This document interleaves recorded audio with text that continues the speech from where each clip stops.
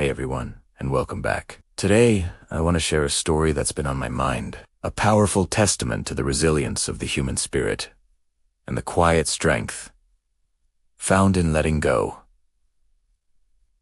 This isn't just a story, it's a lesson for all of us about trust, betrayal, and finding peace when your world is turned upside down. Meet Franklin Hayes. He's 68 years old, and he's lived a life defined by hard work, fixing engines, mending fences, toiling under the sun until his hands told tales of every effort. Franklin believed in hard work, in family, and in love, always finding its way back. But then, a hard truth hit him. Sometimes, the person who teaches you that love can be stolen isn't a stranger. Sometimes, it's your own blood. 6 years ago, Franklin lost his wife. His world, once filled with laughter, shrank into a silence that weighed heavier with each passing season. All he had left was his son, Ethan. Franklin poured every ounce of himself into raising Ethan right. He paid for his college, helped him start his business, even sold his old pickup truck to help Ethan with rent when times were tough. "You're my hero," Dad Ethan would say, hugging him tight. Franklin truly believed he was still the man who could fix anything, but he learned a painful lesson. Heroes don't always see the dagger until it's already in their back. Sometimes, the people you raise to stand beside you are the ones who push you to your knees. Last year, Franklin retired, dreaming of peace. He had a small pension, a roof over his head, and the quiet comfort of his garden. He'd sit there every morning, humming his wife's favorite song, sipping black coffee, thinking life wasn't so bad. But Ethan had other plans.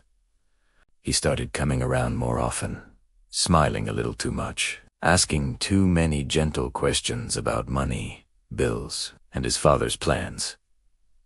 Franklin thought it was genuine care. His son worried about him being alone. But true care, he soon discovered, doesn't come with contracts, or forged signatures, or bank withdrawals you never approved. One morning, Franklin went to buy groceries, and his card declined. Confused, he called the bank, thinking it was just a glitch. It wasn't. His pension account was empty. Drained. The woman on the phone delivered the blow that made his knees weak. "Sir, it looks like your son transferred the funds last week." The world tilted that day. Franklin sat in his truck for an hour, staring at the steering wheel, trying to breathe through the overwhelming betrayal. He couldn't cry. It felt like grief had come for him a second time. First, his wife, now his son. The deepest pain isn't just losing money. It's realizing the person who took it never cared how hard you worked for it. When he confronted Ethan that evening, his son, didn't they even flinch? Standing in the doorway of his new home, the one Franklin unknowingly helped pay for, Ethan just shrugged and said, "Dad, you've lived your life. Let me live mine." Those words cut deeper than any blade. Franklin looked at him, truly looked at him, and saw a man he didn't recognize. Greed had built walls where love used to live. Ethan's wife, standing behind him, just smirked. "You should've planned better, Franklin," she added. "You're old. You can't expect him to carry you forever." Carry him. Franklin had carried Ethan since the day he was born. He'd carried his dreams, his mistakes, his debts, and now he was the burden. They always think you're too old to fight back, don't they? Until they see what wisdom can do. That night, Franklin packed a small bag and left. The house he'd built with his bare hands was gone. The savings he'd guarded for his twilight years had vanished. He slept in his truck behind a gas station, shivering through a cold that crept into his bones. Whispering, "You're finished." He ate once a day when he could. He started losing weight fast, but worse than the hunger was the emptiness. Every memory of Ethan, the boy who brought him wrenches in the garage, the boy who fell asleep on his shoulder, felt like a cruel joke. He could have called the police. He could have screamed to the world about what Ethan did, but something inside him said no. He wasn't going to waste his breath on anger. Franklin had lived too long, seen too much, to know that time has its own way of returning every debt unpaid. So he waited. Patiently. Quietly. And in that silence, a plan began to form, not revenge in the violent sense, but something slower, colder, and far more permanent. When you let karma handle your pain, it writes justice in ink.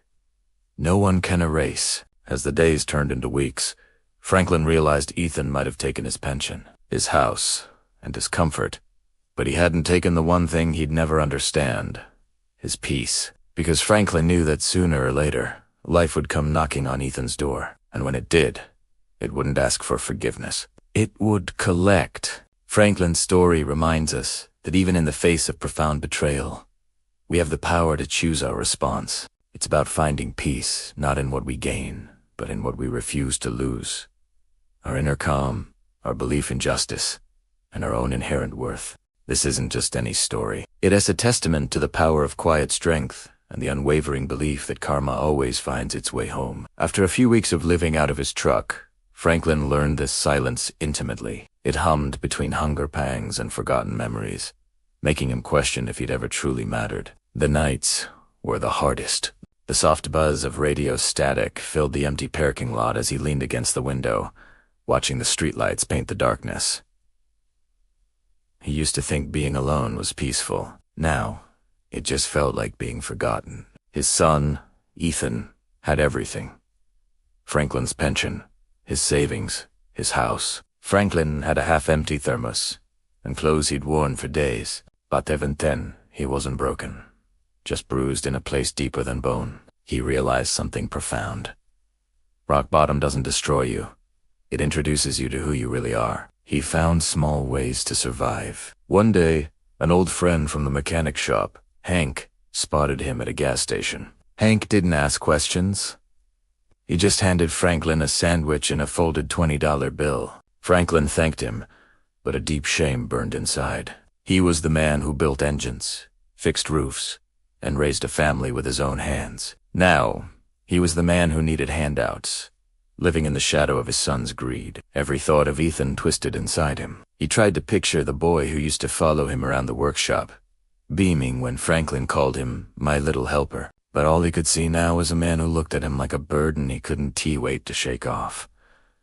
Days blurred. Franklin would park near the public library, just to soak in the warmth for a few hours. The librarians, probably thinking he was just another old man with nowhere to go, weren't wrong. He'd read the newspaper, searching for distraction. One morning, he saw Ethan's name in the business section. His son's company had landed a huge government contract, worth over $1 million.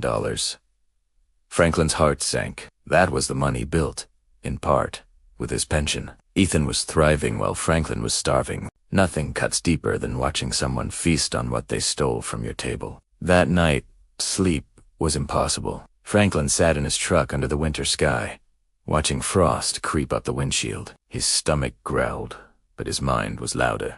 For weeks, he'd been waiting for karma to arrive. But what if it didn't? What if bad people really did get away with it? The thought haunted him. But then, he remembered something his wife had said years ago, when they were young and broke. You can't rush what's meant to happen. You just stay kind. Life has a strange way of paying attention. Those words played in his head like a melody he hadn't heard in years. Maybe she was right. Maybe the best revenge wasn't shouting at the storm, but becoming the calm that survives it. So, he decided to rebuild quietly. He walked into a small diner on the edge of town and offered to clean tables in exchange for a meal. The owner, a woman named Marla, looked him over. "You've got work in hands," she said. "Come by tomorrow at 6. That job paid little, but it gave him something Ethan couldn't steal. Purpose. Franklin started saving every dollar. After 2 months, he rented a tiny room above the diner. It was nothing fancy, just a bed, a stove, and a window that rattled in the wind, but it was his. The first night he slept there, he realized he didn't miss the big house or the money. He missed the man he used to be, and he was finally meeting him again. Sometimes, losing everything is how life clears your path back to yourself. As months passed, Marla became like family. She was around his age, tough as nails, but soft where it mattered. She'd lost her husband years ago and understood silence in the same way Franklin did. They didn't talk much about pain, but they understood it in each other's pauses. One morning, Marla told him she was thinking of selling the diner because the taxes were overwhelming her. Franklin, with 40 years of managing mechanical shops under his belt, asked if he could see her books. When he looked at the numbers, he saw it. Small mistakes that, if fixed, could save the place. He spent nights helping her organize records and negotiate better supply deals. Slowly, her diner started making money again. Marla refused to take full credit. "Franklin, you saved me," she said one night. He smiled. "No, Marla. You gave me a reason to start again." What he didn't know then was that helping her would be the first domino, in a line that would lead straight back to his son, and to the justice he didn't even have to ask for. Karma doesn't need your permission. It just waits for its moment to walk through the same door your pain came in. It teaches us about the quiet dignity of resilience and the unexpected kindness of strangers. About 6 months after I started working at the diner, serving coffee and finding a new rhythm, a familiar face walked through the door. It was Greg, Ethan's business partner. You might remember Ethan, my son, from a previous story. Greg used to visit our house a lot in the early days of their company. He was a decent guy, younger than Ethan, and always respectful towards me. But that day, he looked different. Stressed, drained. He ordered coffee and just stared out the window for a long time, lost in thought. When I brought his cup, he looked up, and for a second, he froze. "Mr. Heiss?" he whispered, almost like he couldn't believe I was there. I nodded, offering a small, tired smile. "Haven't seen you in a while, Greg." He leaned forward, his voice hushed. "Sir, I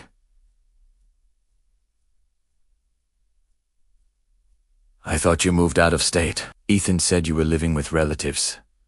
I couldn't help but let out a small, weary laugh. Guess he tells a lot of stories these days. Greg frowned. Something flickered in his eyes. Maybe guilt, maybe concern. After a moment, he sighed, and the words tumbled out. "I shouldn't say this, but things with the company are bad. Ethan's been cutting corners, taking shortcuts, and now the investors are furious. There's talk of an audit."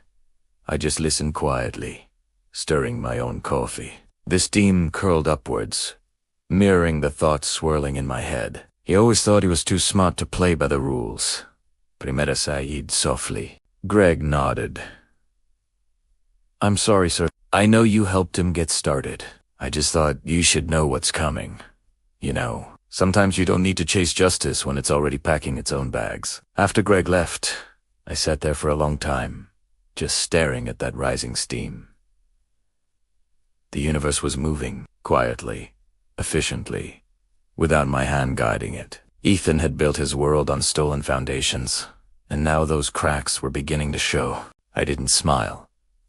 Not yet, because I'd learned better than to celebrate early. Life has a rhythm, and karma dances slow, but it dances steady. That evening, Marla, my wonderful colleague at the diner, noticed I was quieter than usual. "You all right?" she asked, wiping down the counter with her usual efficiency. I nodded. "I think something's finally starting to turn," I told her, "and it's not my doing." She just smiled knowingly. Good things have a way of finding people who don't give up. I looked at her, the soft light from the window illuminating her face, and I realized something profound. Maybe the universe wasn't punishing me after all. Maybe it had simply rerouted me to exactly where I was meant to be all along. Sometimes, the sweetest revenge is simply living long enough to see the truth unfold. That night, I wrote something in my notebook, a habit I'd started since losing everything. Just one sentence. He took my money, but I still have time. And time, my friends, is the only wealth that truly doubles when spent wisely. I didn't know it yet, but that time was about to reveal exactly how karma had been keeping score all along. It started with whispers, the kind that drift through small towns long before any headlines ever catch up. A supplier from Ethan's company came by the diner one morning, talking loudly on his phone about missing payments, about Hayes Innovations not answering calls. I froze when I heard that name. The voice on the phone was agitated, saying, "I don't care what excuse they give, money's money. If he can't pay, we're done." Then he hung up and ordered pancakes, like nothing happened. Batin seed me. Something shifted. The quiet storm I'd been waiting for had finally started to move. When karma starts working, it doesn't make noise. It just rearranges lives in silence. Over the next few weeks, the stories multiplied. A delivery driver said Ethan's factory was under investigation for misreported taxes. A woman at the post office mentioned her cousin hadn't been paid by Ethan in months. Every new piece of gossip landed like a stone in my chest. I didn't celebrate. Not yet. I'd learned from life that destruction often walks hand in hand with lessons, and I wasn't sure which one this was yet. But there was one thing I knew for certain. Ethan was learning that easy money carries the heaviest cost. Then, one afternoon, something truly unexpected happened. Greg, Ethan's old partner, walked into the diner again. He looked even thinner, more tired, like a man who hadn't slept in days. When he saw me, he hesitated, then walked straight to my table. "Mr. Hayes," he said softly, his voice laced with regret. "I think I owe you an apology." I looked up from my cup. "What for?" He took a deep breath, collecting himself. "For believing in your son longer than I should have. You tried to raise him right. I saw how proud you were when we started the company. I should have said something when things went wrong. I stayed silent, just waiting." He continued, his voice cracking with emotion. "Ethan's been using offshore accounts, hiding profits. The audit's worse than I thought. The government's freezing his assets, and the investors are pulling out. It's bad, sir. Real. Bad." I looked out the diner window, watching the rain slide down the glass, mirroring the weight in the air. "It always comes back around, Greg," I said quietly. "Always. When the truth catches up, even the fastest liars run out of road." Greg rubbed his face with both hands, a gesture of pure exhaustion. "He's not doing well. He's angry. Blames everyone. He even told people you set him up." I couldn't help but let out a small laugh at that. "Set him up? I don't even have a cell phone that works half the time, Greg." He nodded weakly. "I know, but when pride starts falling, it grabs at anything on the way down 10 Ape House." A serious look on his face, and added, "He might come here, sir. He's desperate. Just be careful." I thanked him, shook his hand, and watched him leave. For a long time after that, I sat alone. I thought about my son, about the man he'd become. He wasn't born cruel. Life and greed had reshaped him, like rust reshapes metal, slowly and quietly. But now, the corrosion had reached the core. There was nothing left to hide behind. This journey has taught me so much about patience, resilience, and the quiet power of simply living your truth.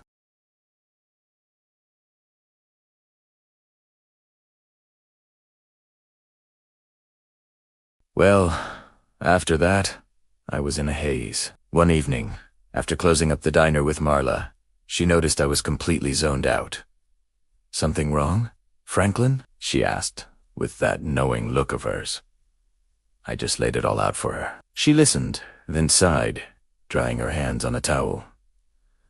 "You ever gonna talk to him?" she asked gently. I shook my head. "Not yet. When the dust settles, I'll see if there's anything worth saving." She nodded and said something that just stuck with me. "Sometimes love means standing far enough away to let someone fall." She explained, "Letting go isn't cruelty. It's the final act of mercy for those who refuse to listen."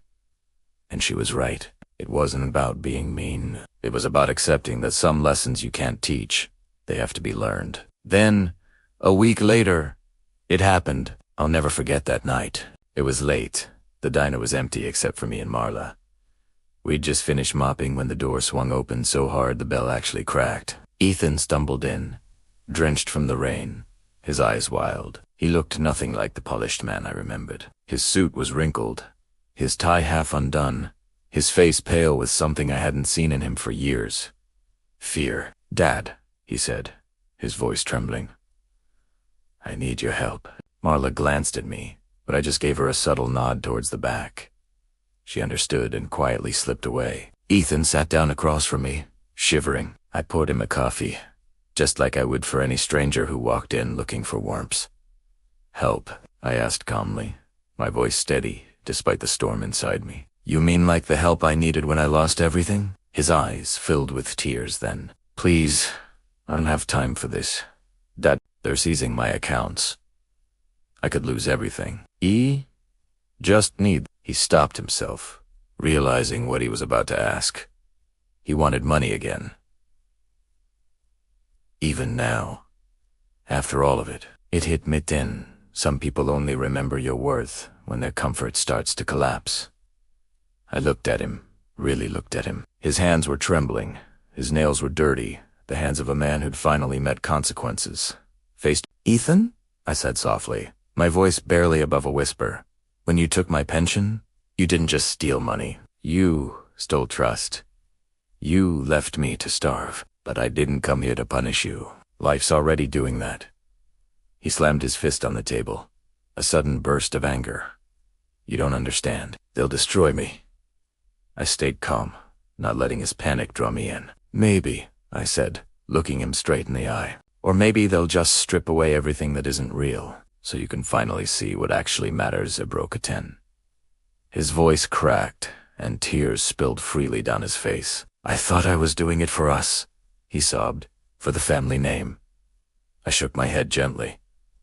No, son, you did it for pride. Family doesn't abandon blood to build fortune. That's the truth I'd learned the hard way. When pride becomes a man's compass, it only leads him in circles, further and further away from what truly matters. He begged a little longer, pleaded with me, but I didn't move. I wasn't being cruel. I was finished. There's a big difference between the two. Before he left, Asia stood up defeated. I said something that had been sitting in my chest for months, heavy and unresolved. I forgive you, Ethan. He looked up, a flicker of something in his eyes. But forgiveness doesn't mean forgetting. It means I'll no longer carry what you chose to drop. He didn't answer. He just looked at me, hollow defeated, then turned and walked out into the relentless rain, disappearing into the night. I thought that would be the end of it. The final, painful chapter. But karma, as always, had one more unexpected chapter to write. A few days later, Greg, my lawyer, came back. He walked into the diner, carrying a folder, a serious look on his face. Mr. Hayes, you should see this, he said, handing it to me. Inside were documents, headlines, court filings, official statements. Ethan's company had officially declared bankruptcy. His house, his cars, even his personal assets were all being auctioned off. It was a complete downfall. But there was more. The audit uncovered something crucial. My pension money had been the seed fund for his company, illegally transferred under my name, which meant I had a legal right to reclaim part of it. Greg helped me contact a lawyer who verified everything. Within months, the case settled. The government restored what was left of my pension. It wasn't much, honestly, but it was enough. Enough to remind me that even when you lose faith in justice, it still works quietly in the background. Real justice doesn't roar. It whispers back everything you thought was gone. When I walked out of that courthouse holding that check, I didn't feel triumph. I felt peace. It wasn't about revenge anymore. It was about balance. Ethan lost everything he'd built on lies. I regained what little I needed to live with dignity. Mala hugged me when I told her, a big, warm embrace. Told you the universe keeps receipts, she said with a wink. And she was right. That night, I sat outside the diner with my coffee, looking up at the stars. I thought about how far I'd fallen and how much further I'd climbed back. Not in wealth, but in speed. The road had been cruel, yes, but it had led me exactly where I needed to be. Home inside myself. The richest man isn't the one who owns the most. It's the one who sleeps peacefully with the least. And as for Ethan, he disappeared for a while. Some said he moved to another state. Others said he was living with friends. I didn't chase him. Some journeys are meant to be walked alone. I'd done mine. Now it was his turn to walk his. The days that followed felt quieter than usual. Almost too quiet. The diner was steady. The morning rush came and went, and the rhythm of life carried on. But deep inside, I could feel the echo of something breaking far away. It wasn't the kind of noise you hear. It was the kind that lives in your chest when someone you once loved is finally meeting the consequences you tried to warn them about. So, for years, every few days, Marla, my neighbor, would mention little things she'd heard from around town. You know, that small-town grapevine. Someone said Ethan's house is up for sale, she'd say, refilling my coffee. Or he was seen outside the bank, talking to reporters. I never asked for details. I'd just nod, stir my drink, and let the sugar dissolve. I didn't need a play-by-play. I'd already read the ending long ago when he took everything from me, leaving me hungry on a cold floor. You see, you don't always need to lift a hand against those who wrong you. The world, in its own mysterious way, has a habit of collecting its debts. And I truly believe that. But one morning, something happened that no rumor could have prepared me for. I stepped outside to grab the mail, and there he was. Ethan, standing at the edge of the dirt road that leads to my small cabin. His car, that same black sedan he'd once bragged about, was covered in dust, like it hadn't been washed in months. His suit looked 2 sizes too big, hanging on him. And those eyes, those confident, greedy eyes I remembered. They were hollow, empty. He didn't move at first. He just stood there, clutching a crumpled envelope. Then, finally, his voice cracked as he spoke. "Dad," he said. I didn't know where else to go. I didn't say anything, just stood there, watching him, watching the way he clutched that envelope like it was his last lifeline. He took a step closer. They took everything. The company, the house, even the car's about to be repossessed. He paused, swallowing hard, trying to regain some composure. I just needed to see you. You know, sometimes karma doesn't destroy people. Sometimes it just brings them right back to the very doors they slammed shut. In that moment, I had a choice. I could have yelled. I could have unleashed every bitter word that had burned in me during those lonely nights when I had nothing but canned soup and regret. But I didn't, because I realized something profound right then. His punishment wasn't Emina Tuhiba. It was already happening, minute by minute, inside him. It was etched on his face and his posture. So, I just said quietly, "You found me. What are you looking for now?" He lowered his head. "Forgiveness," he said, "and maybe a little help. I can't seem to get a job." I simply motioned toward the porch chair. Sati did. I went inside and poured him coffee from my old thermos, the same one I'd used when he was a boy, back when we'd go fishing before sunrise. He wrapped his trembling hands around the cup. For a few moments, neither of us spoke. The silence between us was thick, not empty, but full of things that didn't need to be said. Finally, I leaned back and said, "Do you remember when your mother used to say, 'What you feed the world eventually feeds you back'?" He nodded. "Faintly." "Yeah, I remember." "Well," I said, looking him straight in the eye, "you fed the world pride, greed, and lies. And now it's your turn to taste what that feels like." He looked like he wanted to argue, to defend himself. But, a cold and tea. He just stared at his coffee, eyes wet. "I know," he whispered. "I know I ruined everything. I hurt you, Dad. I can't even look at myself anymore." That's a powerful moment, isn't it? The moment guilt becomes heavier than failure. That's when redemption truly begins to stir. I studied him carefully. He wasn't lying. The arrogance was gone. The sharpness in his tone had softened into something unfamiliar. Humility. Maybe for the first time in his life, he was truly listening. "Do you remember what I told you when your mother passed?" I continued. "I said families built on respect, not money. You didn't believe me. You thought love was measured in numbers, and now you're here, sitting broke, but closer to being human than you've ever been." He wiped his face, tears tracing paths through the dust on his cheeks. "You don't have to take me back," he said, his voice barely a whisper. "I just wanted you to know. I'm sorry. That broke something in me, not in a painful way. In a healing way, because for years, I'd prayed for that sentence. Not the money, not some grand apology. Just those 2 words, 'I'm sorry,' said from the heart. Sometimes the smallest apology carries more weight than a lifetime of excuses. I stood, walked to him, and placed a hand on his shoulder. "Ethan," I said, "I can't change the past, and neither can you, but I can offer you something better than pity. A chance. I've got work here at the diner. It's not much, but it's honest." I looked up, eyes wide with a flicker of hope. "You'd hire me after everything I did?" I nodded. "You'll wash dishes, mop floors, serve coffee. You'll earn every dollar with your hands this time." He swallowed hard and whispered, "Thank you.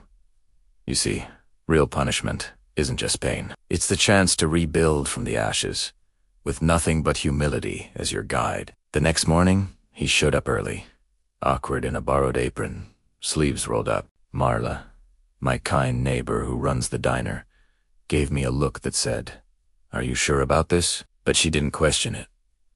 She's like that. Ethan worked silently, shoulders hunched. At first, customers whispered, some even refused to be served by him. But I told them, everyone deserves a second sunrise. Slowly, he began to change. He stopped complaining. He started showing up before dawn, cleaning tables without being asked. He even began talking kindly to Rick. I'd catch glimpses of the boy he used to be, the one who used to laugh with his mother while baking bread on Sundays. Weeks passed, and the town started to soften toward him. People began greeting him again. One old farmer even tipped him extra and said, "Good to see a man trying to make things right." I saw Ethan smile then. A real one, not the fake grin he used to flash in boardrooms. Sometimes, the road back to dignity starts with sweeping someone else's floor. It's a powerful reminder that transformation is possible, and that true change comes from within. It all started one evening. After closing, Ethan sat across from me, looking utterly exhausted, but, for the first time in a long time, incredibly calm. "Dad," he said quietly, his voice barely a whisper, "I don't know if I'll ever fix everything I broke, but working here, it feels right. For the first time, I sleep without guilt." He just nodded, a lump forming in my throat. "That's how you know you're rebuilding on truth, son." And I truly believed that. A month later, he surprised me again. He handed me a small envelope, and inside was a receipt from the local bank. He'd opened a savings account, depositing every extra tip he earned. "For you," he said, looking me in the eye, "to replace a little of what I stole." My eyes welled up. "Ethan, you don't owe me money." He shook his head firmly. "I do, Dad. Because it's not about the amount. It's about giving back something I once took for granted." It was then I realized, when regret turns into responsibility, redemption becomes real. Life started feeling lighter after that. The diner buzzed again. Laughter filled the air.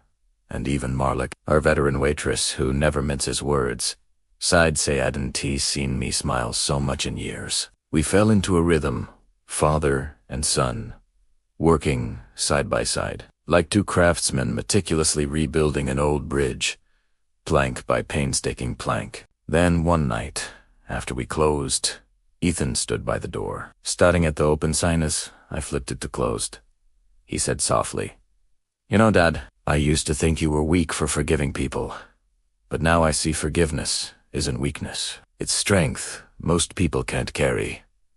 I smiled faintly, a genuine, heartfelt smile. "You're learning, son." He nodded, a thoughtful look on his face. "I still have a long way to go." And he did, but he was walking in the right direction this time. Forgiveness, you see, doesn't erase the past. It simply frees you from being chained to it. The diner lights dimmed, and as I locked up, I realized something profound. Revenge had never been my path. Peace had, watching Ethan mop floors, apologize to customers, and start again from nothing gave me more closure than any punishment ever could, because revenge satisfies the ego. But redemption heals the soul. It was late February when the true test came, one of those cold evenings when the diner lights flicker against the frost outside and the smell of coffee clings to everything. Business was good that night. Marla was counting the register, and Ethan was clearing the counter when a sleek black SUV pulled up outside. Out stepped a man in an expensive coat and shiny shoes, the kind that didn't belong anywhere near a small-town diner like ours. He looked around once, before walking straight to the counter. "I'm looking for Ethan Caldwell," he said, his voice sharp like cut glass. Ethan froze. The tray in his hands trembled just slightly. "That's me," he said, wiping his hands on his apron. The man smirked. "Name's Lawson. I represent Cobalt Industries. You used to work with us. Remember?" Ethan nodded warily. "Yeah, I remember." "Well," Lawson continued, "turns out your old business partners finally settled. They admitted to falsifying reports. The board's been restructured, and we want you back. You were one of the few who actually knew what you were doing." The diner went quiet. Even Marla stopped counting, her eyes wide. Ethan blinked, unsure if he'd heard correctly. "You want me back?" Lawson shrugged, nonchalant. "Your name's been cleared. The investors realized you were framed. You'd be leading a new division in Boston. Big paycheck, company car, new start. Karma doesn't just punish. Sometimes it offers one last temptation to see if you've truly changed." I stood by the coffee pot, pretending to pour but watching closely. Ethan's face was a mix of shock and longing. For a moment, I saw the old hunger flicker in his eyes, that thirst for success, for validation, for power. The silence in the diner grew heavy. Then he looked at me. Our eyes met across the room. I didn't say a word. I didn't have to. The choice was his. Lawson slid a folder across the counter. "You fly out Monday. Think about it." He turned and left, leaving a cold gust behind him as the door swung shut. Ethan didn't move for a long while, staring at the empty space where the man had been. Finally, he whispered, "Dad, I don't know what to do." I sipped my coffee slowly. "You already do, son. You're just afraid of what it'll mean. The hardest part of redemption isn't saying sorry. It's saying no to what once destroyed you." He stared at that folder all night. When the last customer left, Epicurita flipped through the pages, then placed it back down. "Boston," he said quietly, almost to himself. "Big salary, office views, all the things I used to think mattered. And now?" I asked, my voice gentle. He sighed. "Now I'm not sure they do." I leaned against the counter. "That's the beauty of growth, Ethan. When what used to shine no longer blinds you." The next morning, I found him sitting outside, watching the sunrise paint the sky with hues of hope. The folder lay beside him, unopened.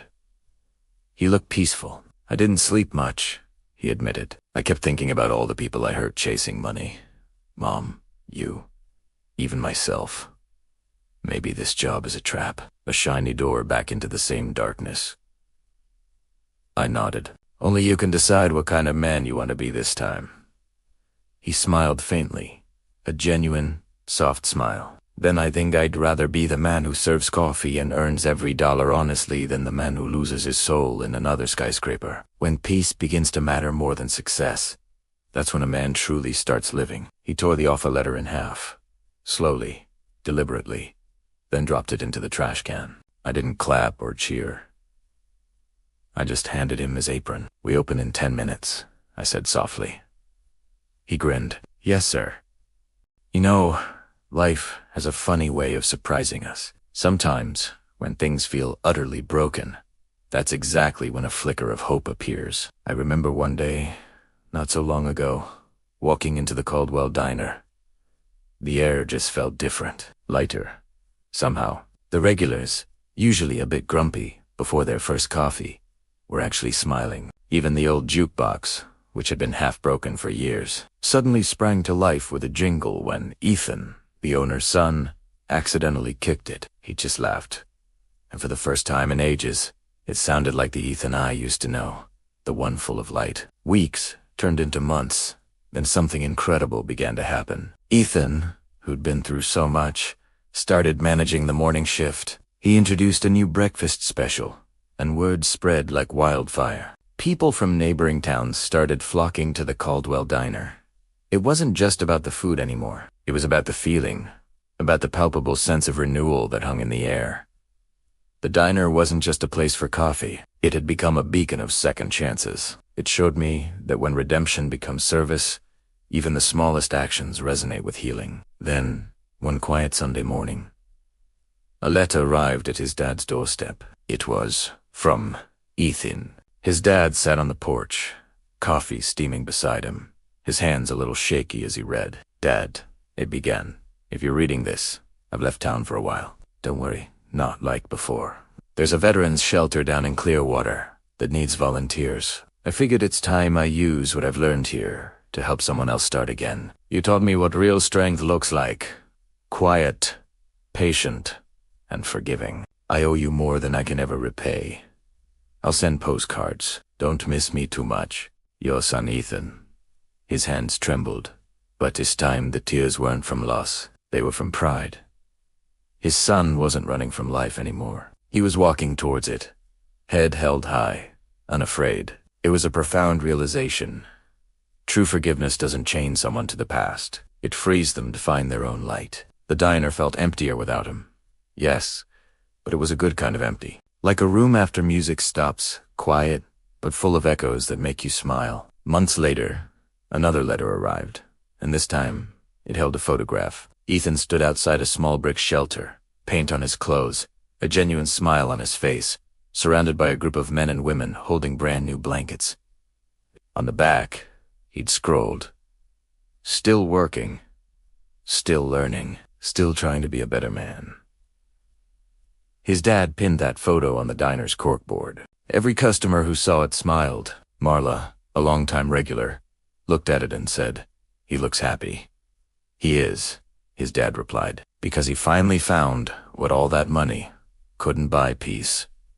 It's true. Sometimes, the sweetest victory is watching someone choose grace over greed. That night, closing up, he looked up at the stars. Life truly has a strange way of balancing itself, doesn't it? Breaking you just enough to make you whole again.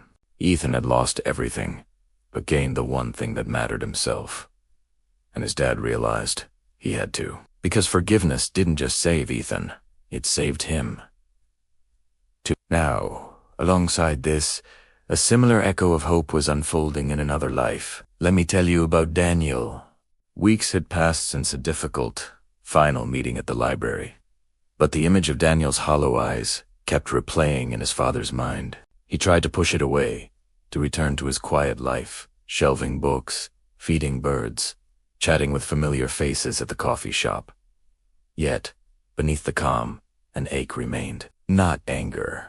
Not anymore. Who's that deep paternal ache when love and disappointment intertwine in your heart? One crisp autumn morning, a package arrived at the post office. Inside, an envelope with no return address. He opened it right there on the bench, his breath misting in the cold air. Inside was a handwritten letter, shaky, uneven script that he instantly recognized. It was from Daniel. "Dad," it began. "I know I don't deserve your forgiveness, but I wanted you to know I'm changing. I found a small apartment. I'm trying to work again, and I've been attending meetings to get my life back on track. I realized I wasn't just stealing your pension. I was stealing your trust, your love, your peace. You gave me everything, and I threw it away. I don't expect you to ever want to see me again, but I hope someday you will know I am trying to be someone you wouldn't be ashamed of." He sat there for a long time, the letter trembling in his hands. Life went on around him. Dogs walked, buses passed. Laughter drifted from the coffee shop. He carefully folded the letter and slipped it into his jacket. For the first time in years, he didn't feel empty. Over the next few months, he heard snippets of news about Daniel through mutual acquaintances. He'd started working as a janitor at a local community center, quietly doing his job, showing up every day. People said he didn't talk much, but when he did, he mentioned his father. Not with anger, but with quiet respect. Meanwhile, his own life took an unexpected turn. The local library manager retired, and he was offered her position, temporarily at first. Hesitated, unsure if he was up to it. But Walter, a wise old friend, told him, "Franklin, maybe life is giving you something back for everything it took away." So he accepted. His days became busier, but also richer. Children came for reading sessions. Elderly folks stopped by to share stories, and he became known as Mr. Reed, the kind man with the calm voice. It was a title that felt far more valuable than any paycheck or pension ever had. Then, one snowy December evening, as snow fell softly outside the library windows, he noticed a man standing quietly near the door, the same man he thought he'd never see again. Daniel, he looked different. Older, yes, but steadier. His eyes held a quiet humility that hadn't been there before. These stories, Ethan's and Daniel's, are profound reminders of the power of forgiveness, both given and received. Daniel looked at him for a long moment before quietly saying, "I love you, Dad." Those words, soft, unsteady, but so honest, they were worth more than any pension, any apology, any idea of revenge. As Franklin walked home that evening, beneath a golden sunset, understood, karma was never about punishment. It was about balance. It took away what was rotten, but it gave back something whole. It stripped him of illusions that money meant security, that family couldn't hurt you, and left behind a powerful truth. Love is blind, but it can heal even the deepest cuts if you let it. His small house felt warmer that night. Onto mantel Daniel's wooden box, the photo of his late wife, and a folded copy of Daniel's first steady paycheck. 3 symbols of a life rebuilt, not through anger, but through patience. So, to anyone listening to my story, I'll tell you this. Sometimes karma isn't cruel. Sometimes it's just waiting for the right moment to remind you that justice doesn't always wear a heavy hand.